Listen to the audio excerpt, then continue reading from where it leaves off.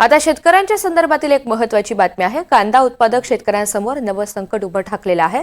आजपासून बांगलादेशकडून कांदा आयातीवर 10% शुल्क लागू होणार आहे। बांगलादेश सरकारकडून परिपत्रक जारी करण्यात आलंय। महाराष्ट्रामधून कांद्याची सर्वाधिक बांगलादेशमध्ये निर्यात होते।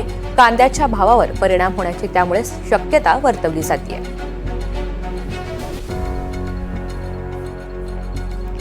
प्रांजल कुलकर्णी आपल्याला या सगळ्या संदर्भात अधिकची माहिती देणार आहेत। प्रांजल, आता बांगलादेशने हा निर्णय घेतला त्यानंतर कांद्याच्या भावावर याचा कसा परिणाम होईल? ऋतुजा, आपण जर बघितलं तर बांगलादेश ही भारतीय कांद्यासाठी मोठी बाजारपेठ खरं तर मानली जाते।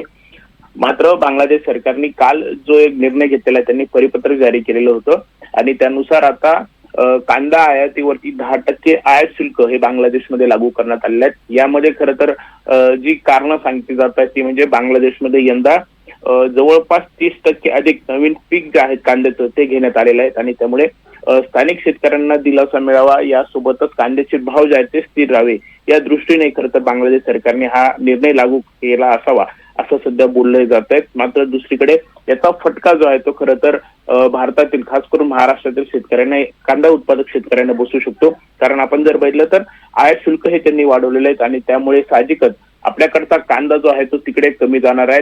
आधीच आपल्याकडे 20% निर्यात शुल्क हे कांद्यावरती लागू हे करण्यात आलेलं आहे। त्यामुळे एकंदरीतच याचा परिणाम जो आहे तो आपल्याकडच्या कांद्यावरती होणार आहे। साहजिकच यामुळे येत्या काही दिवसांमध्ये आपल्याकडे कांद्याचे भाव जे आहेत ते आणखी पडू शकतात, आणखी कमी होऊ शकतात आणि याचा फटका जो आहे तो साहजिकच व्यापारी असेल आणि त्या खालोखाल शेतकऱ्यांना बसणार आहेत। त्यामुळे एकंदरीतच व्यापारी असेल किंवा शेतकरी असेल यांच्याकडून मागणी केली जाते की आता बांगलादेश सरकार हा निर्णय घेत आहे तर दुसरीकडे आता आपल्याकडे जो 20% निर्यात शुल्क आहे तो मागे घ्यावा।